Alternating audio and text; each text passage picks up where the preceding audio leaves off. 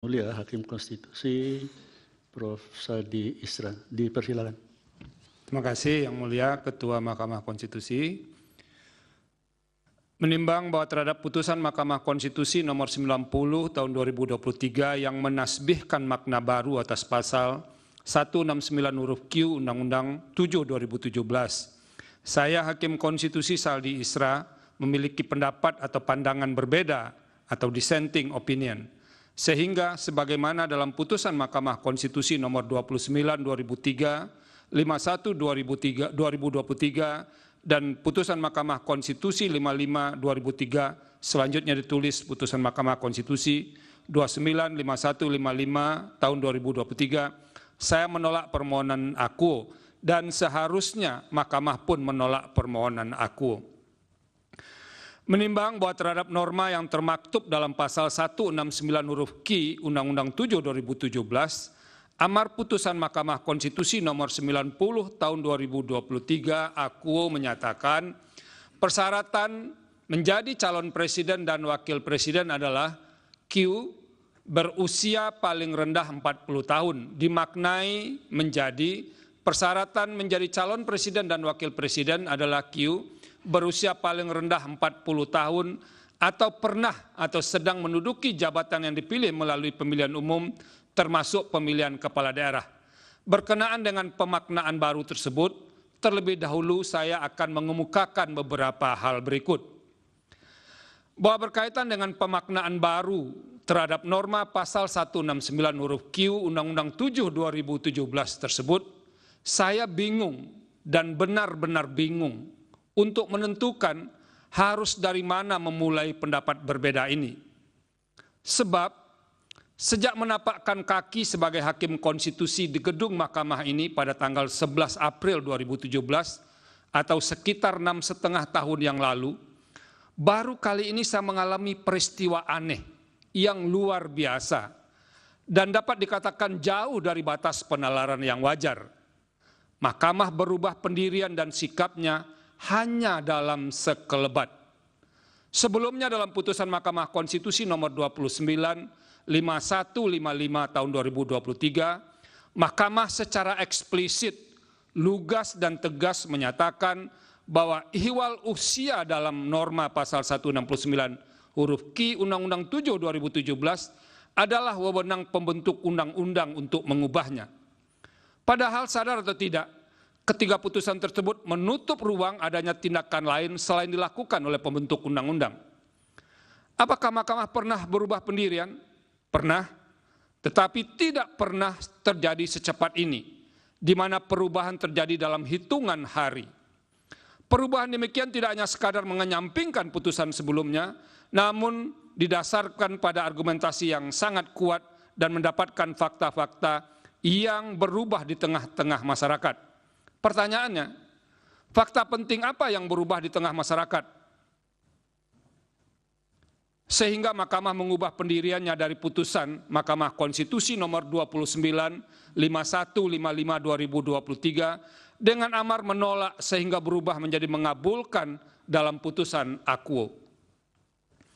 Bahwa secara keseluruhan terdapat belasan permohonan untuk menguji batas usia calon presiden dan wakil presiden dalam norma pasal 169 huruf Q Undang-Undang 7 2017, di mana 3 perkara di atas, perkara 29, 51, 55, adalah permohonan atau perkara gelombang pertama. Dari belasan perkara tersebut, hanya perkara gelombang pertama ini yang diperiksa melalui sidang pleno untuk mendengarkan keterangan pihak-pihak sebagaimana dimaksud dalam pasal 54 Undang-Undang MK, yaitu Presiden dan DPR. Selain itu didengar pula keterangan pihak terkait, ahli pemohon dan juga ahli pihak terkait. Ketika rapat permusyawaratan hakim atau RPH untuk memutus perkara nomor 295155 tahun 2023 pada tanggal 19 September 2023, RPH dihadiri oleh 8 hakim konstitusi, yaitu Hakim Konstitusi Saldi Isra, Hakim Konstitusi Arif Hidayat, Hakim Konstitusi Manahan MP Sitompul, Hakim Konstitusi Soehartoyo, Hakim Konstitusi Wahidudin Adams, Hakim Konstitusi Eni Nurbaningsih, Hakim Konstitusi Daniel Yusmik Pevoe, dan Hakim Konstitusi M. Guntur Hamzah. Tercatat, RPH tanggal 19 September 2023 tersebut tidak dihadiri oleh Hakim Konstitusi dan sekaligus Ketua Mahkamah Konstitusi Anwar Usman. Hasilnya, 6 Hakim Konstitusi sebagaimana amar putusan Mahkamah Konstitusi nomor 29, 51 dan 55 tahun 2023 sepakat menolak dan tetap memosisikan pasal 169 huruf Q Undang-Undang 7 2017 sebagai kebijakan hukum terbuka atau open legal policy pembentuk undang-undang. Sementara itu, 2 hakim konstitusi lainnya memilih sikap berbeda atau dissenting opinion. Bahwa dalam RPH berikutnya masih berkenaan dengan norma pasal 169 huruf Q Undang-Undang 7 2017, pembahasan dan pengambilan putusan permohonan gelombang kedua inkasu perkara 90 dan perkara 91 selanjutnya disebut 90 dan 91 2023, RPH dihadiri oleh 9 hakim konstitusi. Beberapa hakim konstitusi yang dalam perkara nomor 29, 51, 55 PUU 2023 telah memosisikan pasal 169 huruf Q Undang-Undang 7 2017 sebagai kebijakan hukum terbuka pembentuk undang-undang, tiba-tiba menunjukkan ketertarikan dengan model alternatif yang dimohonkan di dalam perkara nomor 90.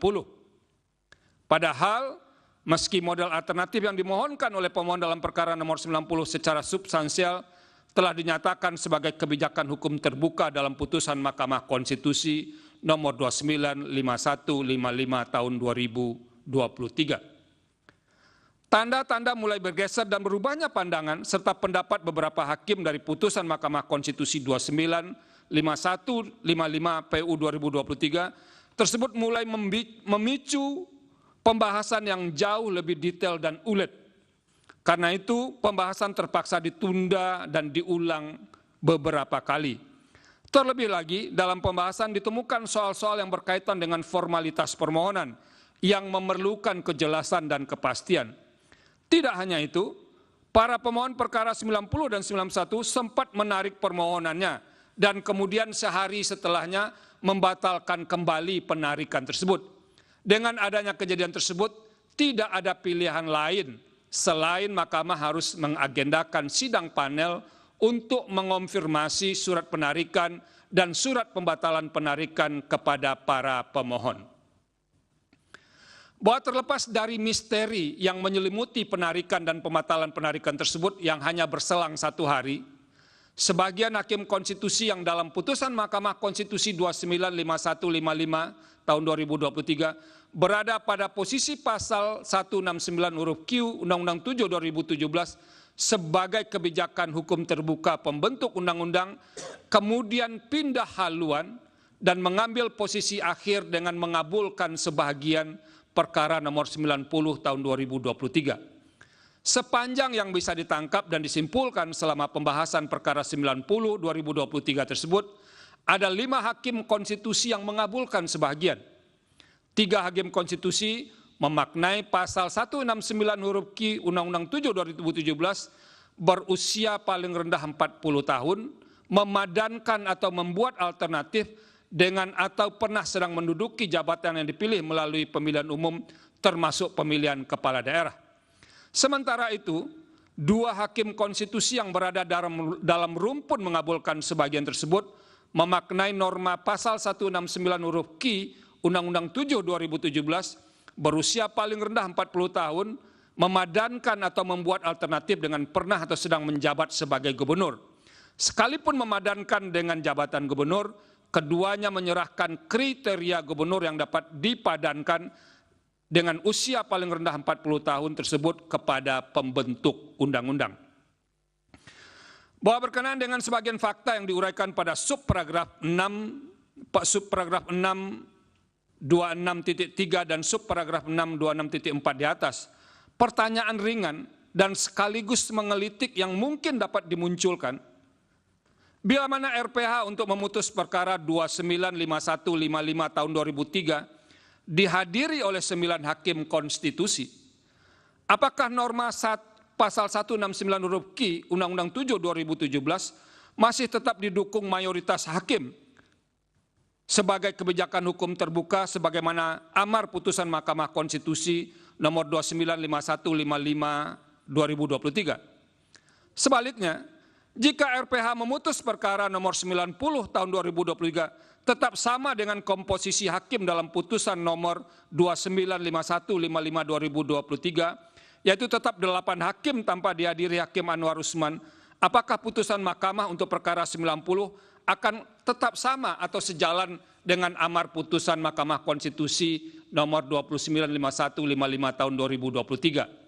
Dalam hal ini, secara faktual, perubahan komposisi hakim yang memutus dari 8 orang dalam perkara nomor 295155 menjadi 9 orang dalam perkara 9091 tidak hanya sekadar membelokkan pertimbangan dan amar putusan, tetapi membalikkan 180 derajat amar putusan dari menolak menjadi mengabulkan, meski ditambah dengan embel-embel sebagian, sehingga menjadi mengabulkan sebagian. Bahwa berkenaan dengan fakta lain, khusus yang berkelindan dengan uraian dalam subparagraf 6.26.4 di atas, saya akan membandingkan amar putusan aku dengan petitum yang dimohonkan dalam perkara 90 tahun 2023. Sebagaimana termaktub dalam amar putusan Mahkamah Konstitusi nomor 90 tahun 2023, norma pasal 169 huruf Q Undang-Undang 7 2017 yang menyatakan persyaratan menjadi calon presiden dan wakil presiden adalah Q berusia paling rendah 40 tahun, dimaknai menjadi persyaratan menjadi calon presiden dan wakil presiden adalah Q berusia paling rendah 40 tahun atau pernah atau sedang menduduki jabatan yang dipilih melalui pemilihan umum termasuk pemilihan kepala daerah. Sementara itu petitum pemohon aku hanya memohon menyatakan pasal 169 huruf Q Undang-Undang 7 2017 berusia paling rendah 40 tahun, bertentangan dengan Undang-Undang Dasar 1144 secara bersyarat dan tidak mempunyai kekuatan hukum mengikat sepanjang tidak dimaknai dengan titik-titik atau berpengalaman sebagai kepala daerah baik di tingkat provinsi maupun kabupaten kota. Secara tekstual, yang dimohonkan bersyarat adalah berusia paling rendah 40 tahun untuk dibuat alternatif atau dipadankan dengan atau berpengalaman sebagai kepala daerah baik di tingkat provinsi maupun kabupaten kota. Lalu mengapa amarnya bergeser menjadi atau pernah sedang menduduki jabatan yang dipilih melalui pemilihan umum termasuk pemilihan kepala daerah? Dalam hal ini adalah benar kepala daerah baik di tingkat provinsi maupun kabupaten kota sebagaimana amar permohonan adalah jabatan yang dipilih melalui pemilihan umum. Tetapi perlu diberi catatan tebal bahwa tidak semua yang dipilih melalui pemilihan umum adalah kepala daerah baik tingkat provinsi maupun di kabupaten kota. Berkenaan dengan hal tersebut, pertanyaan mendasar yang tidak harus dimunculkan. Bisakah lompatan nalar tersebut dibenarkan dengan bersandar pada hukum acara yang secara prinsip hakim harus terikat dan mengikatkan dirinya dengan hukum acara? Sependek yang bisa dipahami, hakim dapat sedikit bergeser dari petitum untuk mengakomodasi pemohon putusan yang seadil-adilnya, ex aequo et bono. Sepemahaman saya, celah untuk sedikit bergeser hanya dapat dilakukan sepanjang masih memiliki ketersambungan dengan petitum atau alasan-alasan permohonan. Namun setelah membaca secara komprehensif dan saksama perkara 90/2023, alasan pemohon atau petitum jelas-jelas bertumpu pada pengalaman sebagai kepala daerah baik di tingkat provinsi maupun kabupaten kota. Bahkan secara kasat mata, permohonan nomor 90 tahun 2023 menggunakan pengalaman sekaligus keberhasilan Wali Kota Solo Gibran Rakabuming Raka sebagai acuan. Artinya permohonan nomor 90 tahun 2023 tidak menyandarkan alasan-alasan permohonan pada pejabat yang dipilih atau elected official. Dengan adanya lompatan kesimpulan seperti yang termaktub dalam amar putusan aku tidak salah dan tidak terlalu berlebihan, muncul pertanyaan lanjutan, haruskah mahkamah bergerak sejauh itu? Bahwa selanjutnya fakta lain yang tidak kalah mendasarnya berkenaan dengan amar putusan Mahkamah Konstitusi nomor 90 tahun 2023 aku. Pertanyaan lain, Apakah amar yang menyatakan berusia paling rendah 40 tahun atau pernah sedang menduduki jabatan yang dipilih melalui pemilihan umum termasuk pemilihan kepala daerah dapat diterima sebagai amar yang utuh dan konklusif? Pertanyaan ini muncul karena dari 5 hakim konstitusi yang berada dalam gerbong mengabulkan sebagian, ternyata terbagi ke dalam 2 kelompok, yaitu 3 hakim konstitusi sepakat memadankan atau membuat alternatif usia 40 tahun dengan atau pernah sedang menduduki jabatan yang dipilih melalui pemilihan umum termasuk pemilihan kepala daerah. Sementara itu 2 hakim konstitusi yang lain memaknai petitum pemohon hanya sebatas pernah menjabat atau sedang menjabat sebagai gubernur. Tidak berhenti sampai di situ, 2 hakim konstitusi dimaksud masih tetap mempertahankan prinsip open legal policy dalam menentukan kriteria gubernur yang dapat disepadankan atau dialternatifkan tersebut. Sederhananya, model petitum berusia paling rendah 40 tahun atau pernah sedang menduduki jabatan yang dipilih melalui pemilihan umum termasuk pemilihan kepala daerah didukung oleh 3 hakim konstitusi. Sementara pilihan untuk jabatan gubernur dengan varian-varian yang juga dapat berbeda didukung oleh 2 hakim konstitusi. Meskipun model petitum berusia paling rendah 40 tahun dan atau pernah sedang menduduki jabatan yang dipilih melalui pemilihan umum, termasuk pemilihan kepala daerah, didukung oleh lebih banyak jumlah hakim konstitusi yang tergabung dalam kelompok mengabulkan sebagian, pilihan petitum demikian masih dapat dipersoalkan dan potensial memiliki kelemahan yang mendasar. Karena 5 hakim konstitusi tersebut bertemu pada posisi mengabulkan sebagian, maka harus dirumuskan secara jelas dan terang terlebih dahulu dalam hal apa saja masing-masing mengabulkan sebagian permohonan tersebut. Dengan menggunakan pola penentuan arsiran di dalam berbagai pilihan yang saling bersentuhan, diagram Venn, terbuka kemungkinan hasil akhir dari penentuan amar yang berbeda. Misalnya, Hakim A, Hakim B, dan Hakim C memasukkan semua posisi elected official termasuk pemilihan kepala daerah. Sedangkan Hakim D membatasi elected official hanya gubernur saja. Sementara Hakim E memasukkan elected official dengan memberikan penekanan pada gubernur namun tetap membuka bagi jabatan kepala daerah. Berdasarkan uraian tersebut, titik temu atau arsiran kelima hakim konstitusi yang berada dalam gerbong mengabulkan sebagian dapat digambarkan dengan diagram Venn di bawah ini. Bisa dilihat diagram Venn 1 dan diagram Venn 2. Berdasarkan diagram di atas, sebagaimana digambarkan dalam diagram 1, 3 hakim konstitusi, Hakim A, Hakim B, dan Hakim C, menyepadankan semua jabatan yang dipilih atau elected official, termasuk pemilihan kepala daerah dengan batas minimum 40 tahun. Artinya, ketiga hakim tersebut memasukkan semua jabatan yaitu presiden, wakil presiden, anggota DPR, anggota DPD, anggota DPRD, gubernur, wakil gubernur, bupati, wakil bupati, wali kota, wakil wali kota sebagai padanan alternatif usia 40 tahun. Selanjutnya Hakim D memilih jabatan gubernur atau wakil gubernur, bupati atau wakil bupati, dan wali kota atau wakil kota sebagai padanan alternatif usia 40 tahun. Sementara Hakim E memilih lebih terbatas lagi, hanya memilih jabatan gubernur sebagai padanan atau alternatif batas usia minimal 40 tahun. Dengan demikian, hakim yang berada dalam gerbong mengabulkan sebagian tersebut, titik temunya atau arsirannya dalam mengabulkan sebagian di antara mereka berlima hanya ada pada jabatan gubernur, seperti yang diarsir di titik tengah itu. Selanjutnya pada diagram 2, 3 hakim konstitusi, Hakim A, Hakim B, dan Hakim C, sama dengan diagram 1, menyepadankan semua jabatan yang dipilih atau elected official, termasuk pemilihan kepala daerah dengan batas minimum 40 tahun. Artinya ketiga hakim tersebut memasukkan semua jabatan yaitu presiden, wakil presiden, anggota DPR, anggota DPD, anggota DPRD, gubernur, wakil gubernur, bupati, wakil bupati, wali kota dan wakil wali kota sebagai padanan alternatif usia minimal 40 tahun. Sementara Hakim D dan Hakim E memilih jabatan yang sangat terbatas, yaitu hanya jabatan gubernur saja. Sama halnya seperti diagram 1, hakim yang berada dalam gerbong mengabulkan sebagian tersebut, titik temu atau arsiran dalam mengabulkan sebagian di antara mereka berlima juga hanya berada pada jabatan gubernur. Merujuk penjelasan di atas, pilihan jabatan publik berupa elected official termasuk pemilihan kepala daerah, kelimanya berada pada titik singgung atau titik arsir jabatan gubernur.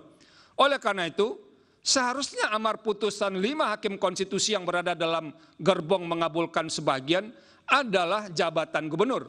Dengan pilihan amar memaknai pasal 169 huruf Q Undang-Undang 7 2017 menjadi persyaratan menjadi calon presiden dan wakil presiden lelaki berusia paling rendah 40 tahun atau pernah menduduki jabatan yang dipilih melalui pemilu termasuk pemilihan kepala seharusnya bertolak atau tidak tertolak atau tidak terterima oleh makna mengabulkan sebagian dari hakim D dan hakim E. Artinya dengan menggunakan model arsiran Venn di atas, amar putusan aku menyatakan persyaratan menjadi calon presiden dan wakil presiden adalah Q berusia paling rendah 40 tahun atau pernah sedang menduduki jabatan yang dipilih melalui pemilihan umum termasuk pemilihan kepala daerah sesungguhnya hanya didukung oleh 3 hakim konstitusi saja. Oleh karenanya, amar putusan aku seharusnya hanya menyangkau jabatan gubernur saja sebagaimana menjadi titik temu di antara kelima hakim konstitusi tersebut. Berkenaan dengan pilihan amar tersebut, perlu saya tambahkan ketika pembahasan di RPH, titik temu atau arsiran termasuk masalah yang menyita waktu dan perdebatan. Karena perdebatan yang belum begitu terang terkait masalah amar tersebut, ada di antara hakim konstitusi mengusulkan agar pembahasan ditunda dan tidak perlu buru-buru serta perlu dimatangkan kembali hingga Mahkamah in casu 5 hakim konstitusi yang berada dalam gerbong mengabulkan sebagian benar-benar yakin dengan pilihan amar putusannya. Sekalipun RPH ditunda dan berlangsung lebih lama bagi hakim yang mengusulkan ditunda, hal tersebut tidak akan menunda dan mengganggu tahapan penyelenggaraan pemilihan in casu tahap pemilihan presiden dan wakil presiden. Namun demikian, di antara sebagian hakim yang tergabung dalam gerbong mengabulkan sebagian tersebut, seperti tengah berpacu dengan tahap pemilihan umum presiden dan wakil presiden, sehingga yang bersangkutan terus menorong dan terkesan terlalu bernafsu untuk cepat-cepat memutus perkara aku. Menimbang bahwa terlepas dari pertimbangan yang telah diuraikan di atas secara substansial, saya merasa perlu menegaskan beberapa hal sebagai berikut. Bahwa berkenaan dengan substansi undang-undang yang dibentuk karena mendapat perintah langsung dari Undang-Undang Dasar 1945, dalam pertimbangan dan menilai materi undang-undang yang dibentuk terhadap konstitusi, seorang hakim konstitusi harus merujuk terlebih dahulu kepada teks konstitusi. Jikalau teks memiliki keterbatasan dalam menjelaskan substansi dimaksud, hakim konstitusi kemudian harus merujuk pada risalah perdebatan di sekitar perumusan substansi konstitusi dimaksud. Sejauh ini, cara demikian telah menjadi metode penafsiran konstitusi yang lazim dilakukan oleh hakim konstitusi, tanpa perlu merujuk terlalu jauh ke belakang. Misalnya ketika Mahkamah memutus perkara ihwal desain pemilihan umum serentak, vide putusan Mahkamah Konstitusi 55/2019, dan sistem pemilihan umum, vide putusan Mahkamah Konstitusi 114/2022, risalah pembahasan yang memuat original intent menjadi rujukan penting. Karena itu pula putusan Mahkamah Konstitusi nomor 29 memakai risalah pembahasan perubahan Undang-Undang Dasar 1945 sebagai rujukan penting. Karena itu putusan Mahkamah Konstitusi nomor 29/2023 memuat kesimpulan dianggap dibacakan. Berdasarkan pertimbangan hukum tersebut dalam putusan Mahkamah Konstitusi 55 tahun 2023, Mahkamah berpendirian dianggap dibacakan. Berdasarkan kutipan pertimbangan hukum tersebut, persoalan usia dan upaya menyepadankan atau mempersamakan dengan jabatan lain atau proses lain sesungguhnya telah terkunci. Pertimbangan hukum tersebut merupakan pembuktian bagaimana Mahkamah konsisten dengan putusan-putusan sebelumnya yang berkenaan dengan usia yang telah menjadi jurisprudensi sejak generasi pertama lembaga ini berdiri. Bahwa posisi Mahkamah berkenan dengan angka inkasu persyaratan usia sejak dari generasi pertama 2003 sampai 2008, itu kurang 01 tolong ditambah. Iwal persyaratan usia telah diposisikan sebagai kebijakan hukum pembentuk undang-undang legal policy atau open legal policy.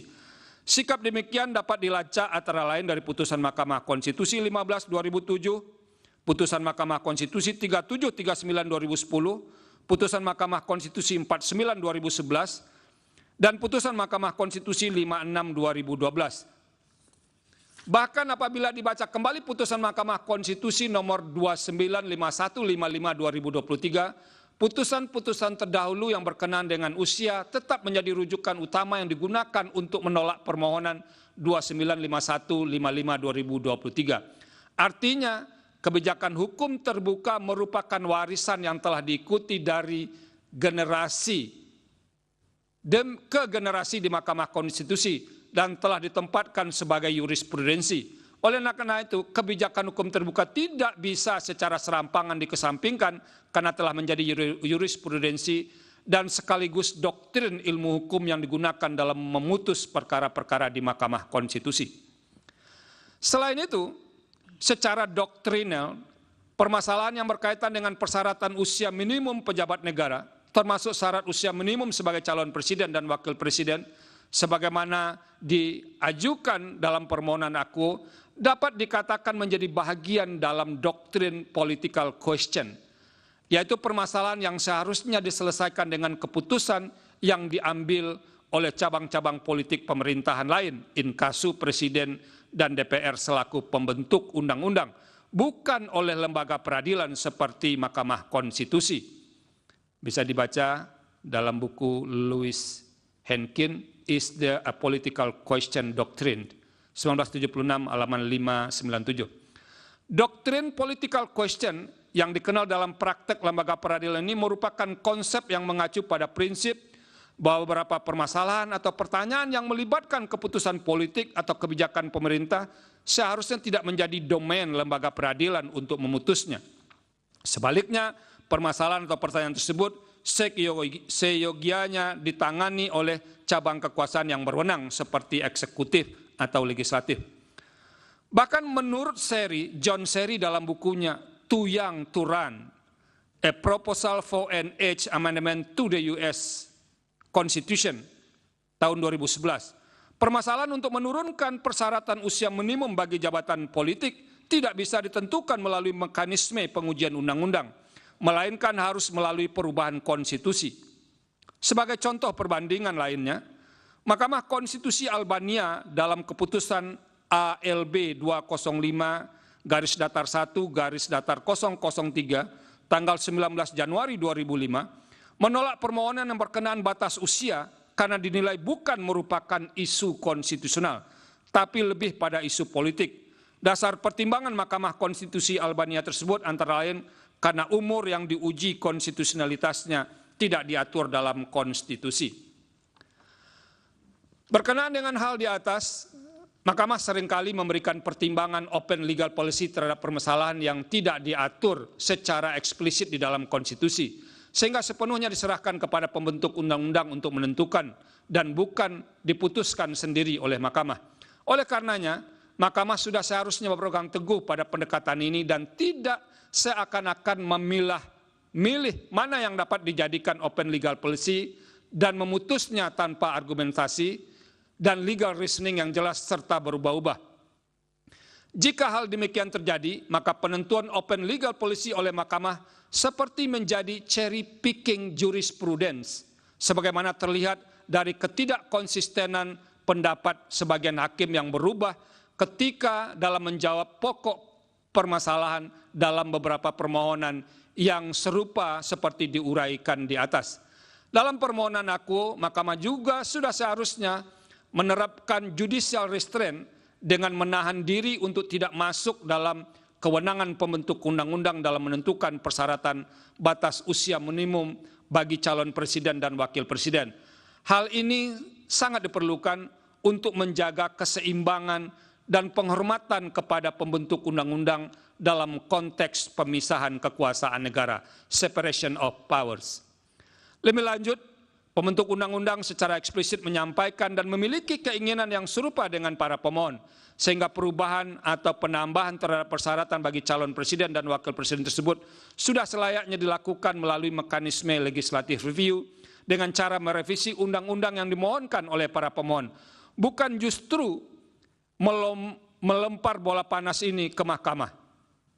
Sayang, hal yang sederhana dan sudah terlihat dengan jelas sifat open legal policy-nya ini justru diambil alih dan dijadikan beban politik mahkamah untuk memutusnya. Jika pendekatan dalam memutus perkara sejenis seperti ini terus dilakukan, saya sangat cemas dan khawatir Mahkamah Konstitusi justru sedang menjebak dirinya sendiri dalam pusaran politik dalam memutus berbagai political question yang pada akhirnya akan meruntuhkan kepercayaan dan legitimasi publik kepada mahkamah. Quo vadis Mahkamah Konstitusi. Terima kasih. Dilanjutkan Prof. Arief. Dissenting opinion. Pak Ketua nggak ada. Terima kasih Prof. Saldi yang telah mengambil oper pimpinan sidang. Pendapat berbeda, dissenting opinion.